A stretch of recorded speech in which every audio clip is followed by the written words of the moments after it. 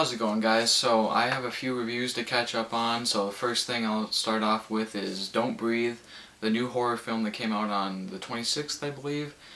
Anyways, I watched it at an employee lock-in screening. I watched it like at 3 in the morning, got over at like 5, I think. And anyways, let's get right into the review. So it is a very original horror film. There aren't many like this one nowadays, and it's produced by Sam Raimi. And I wanted to see it before the lock-in, and I was lucky enough to see it because otherwise I don't know how I would have seen it. So yeah, so let's get right into the positives. Like I said, it's a very original screenplay, very original film. I really like the way it's set up with these three kids. Well, they're not really kids, they're like 20-something, and they are planning on robbing a blind guy who happens to be ex-military, and that means bad news for them.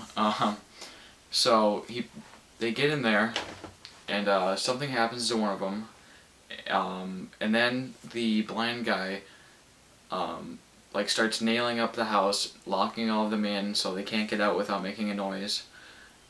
It just sets up for a really suspenseful, very intense thrill ride.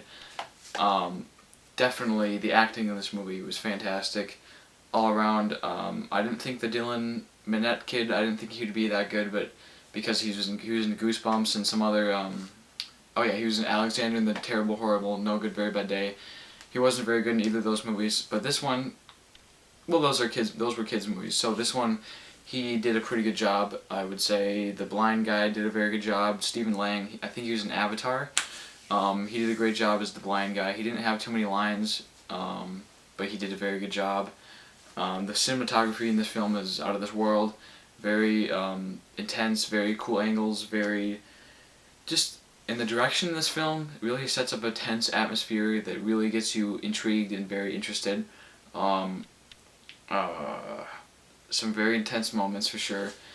It's a very memorable film. I think late August, just August in general doesn't really have many movies that stand out, but this is one of them that will really, I think will become a cult classic and will live on for a long time. Yeah, so it's a great film, but there are a few negatives, which I will say now. The movie itself doesn't have too many flaws, but the production is pretty much stellar, but a few things with the plot. Oh yeah, so this is not really a spoiler. It's not a spoiler, but the blind guy has a dog that is like a very vicious dog, but in this movie they make it out to be way too scary, and it's just a dog. Like, big deal. Like, that's not really that scary, so I don't know why they put so much focus on the dog when it's going after them. Like, really, I don't support animal cruelty, but they could have gotten rid of that dog very easily without any trouble. So, yeah, I just think that was too much of a focus.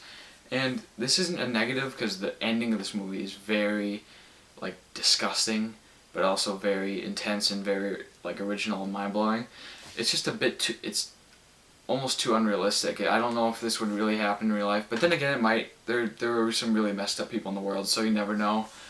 But yeah, overall, guys, there aren't too many things wrong with it. It's a very good film. I would have to say you should go see it if you can, and if not now, see it on Blu-ray. Yeah, a very original horror film. This summer has had some really great horror films. I don't watch horror movies. Generally, I don't really like too many of them because a lot of them just aren't really that good or interesting. But Lights Out and this movie were both very good, very recommended from me. I will give this film a 10 out of 10 stars, even though that dog thing was a little bit annoying. This is a very good movie. I highly recommend it. Go see it right now if you can. Stick around for more reviews. I have a review for Kevin Smith's Yoga Hosers coming out real soon. Thanks so much for watching, guys. Movie Maniacs, signing out.